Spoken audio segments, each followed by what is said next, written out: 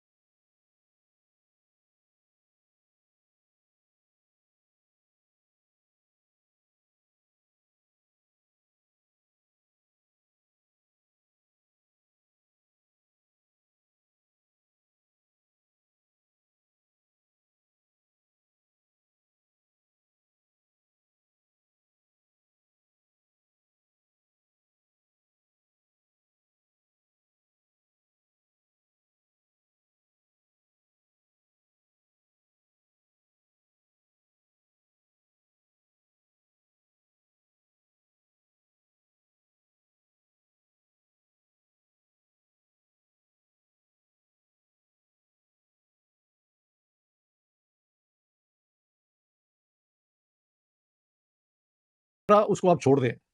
یعنی جب انڈیا بنا تو پہلے 20 سال 30 سال جو ہے وہاں پہ سوشلزم بلڈ کرنے کی کوشش کی گئی اور اس کا فائدہ غریبوں کو بہت ہوا.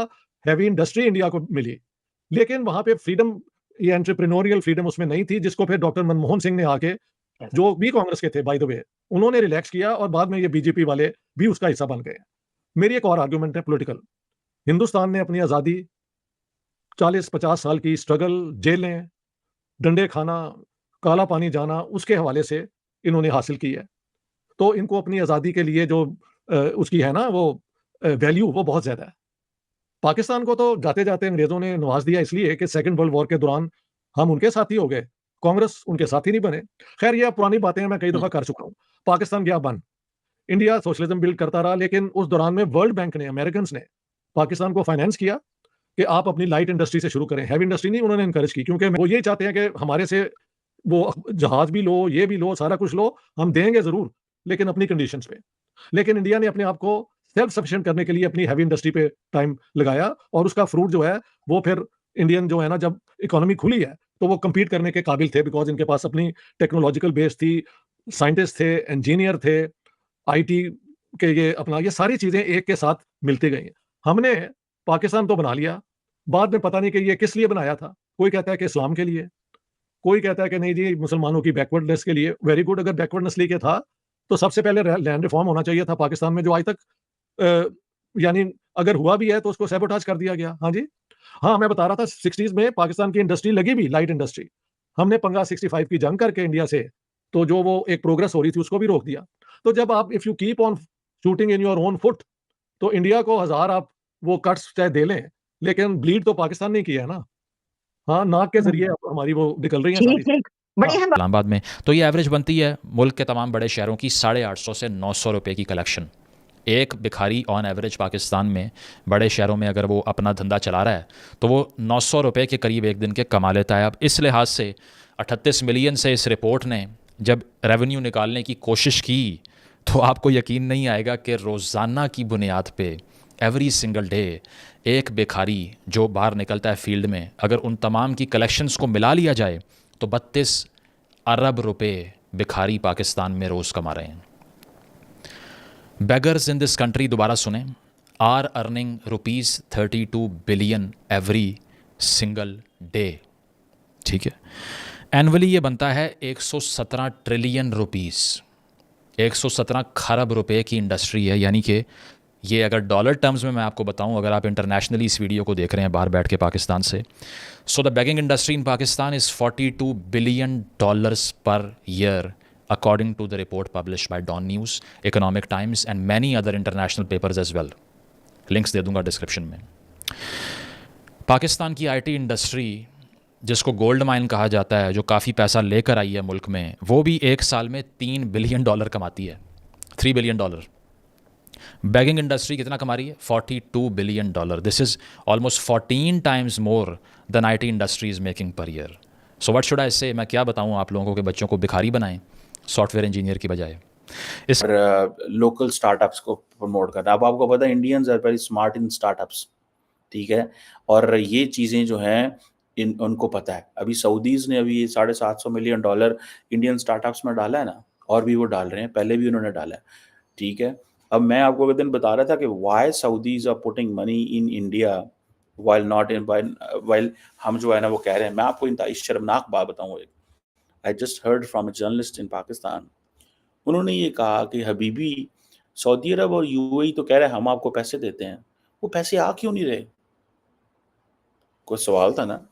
उन्होंने कहा हबीबी प्रॉब्लम ये है कि जो पाकिस्तानी जो इंटेलिजेंस, जो हमारे ब्यूरोक्रेट हैं, वो इस काबिल ही नहीं है कि उस पैसे के हवाले से, उस पैसे को लगाने क्या उसका रोड मैप तैयार कर सकें, उस पैसे को कहाँ खर्च करना है, कैसे खर्च करना है, और उस फिजिबिलिटी रिपोर्ट्स जो बननी है प्रोजेक्ट्स की वो कर सकें। हबीबी वो तैयार ही नहीं कर सके। अब सऊदी अरब ने कहा है कि आप हमें अपने बंदे दें, हम उनको ट्रेनिंग देते हैं और फिर हम आप वो पैसे लेके जाएं हमसे। हबीबी बेइज्जती ना हो गई है तो पाकिस्तान की? हबीबी ये बेइज्जती हो गई पाकिस्तान की कि हमारी ब्यूरोक्रेसी जिन्हें लुट के अगले दिन वो मजाक से अब करते हैं। अब लोग, सारी बात है, मजाक ही रह गया सोशल मीडिया पे। देखें, अमूमन हम ये अक्सर कहते हैं कि जो पाकिस्तानी लीडरशिप है ना, ये मांग के ना इन्होंने हमारी, ये तो मांगते ही मांगते थे, अब हमारे लोग भी जाते हैं। आपको पता है पाकिस्तान की जो नेशनल असेंबली की स्टैंडिंग कमेटी है, वहाँ पे ये मसला डिस्कस हुआ कि सऊदी अरब के अंदर 99% मांगने वाले पाकिस्तानी होते हैं। What a shame! मतलब कुछ शर्म हया ही नहीं है कि अपने मुल्क की इंसल्ट कर रहे हो। मतलब ऑर्गेनाइज्ड क्राइम है और उसमें हुकूमती लोग इन्वॉल्व हैं, उसमें एफआईए इन्वॉल्व होगी। मतलब आप, अच्छा मैं वैसे एक बात बताऊँ इस हवाले से, जस्ट अ पॉइंट जो कि इस तरह लिंक नहीं है। मैं एयरपोर्ट पे लोग जाते थे तो मैं कहता था यार ये एयरपोर्ट पे लोगों की ना इतनी चेकिंग क्यों करती है? आपके पास जब वीज़ा है तो आप इनको क्यों नहीं जाने दे रहे? तो then I realise, I came to know, someone told me कि दीज़ आर द रीज़न्स کہ بیسیکلی چیک کرتے ہیں کہ کون ہو تم, کہاں سے آئے ہو, کدھر جا رہے ہو, وہ کیا کریں گے وہاں پہ. So even you got visa through a scheme اور whatever, but the country had to find out کہ یہ باہر جا کے کوئی ہمارے لیے مسئلہ نہ پیدا کر دیں. سو ان کی حکومت کی بات میں بھی لاجک ہوتی ہے.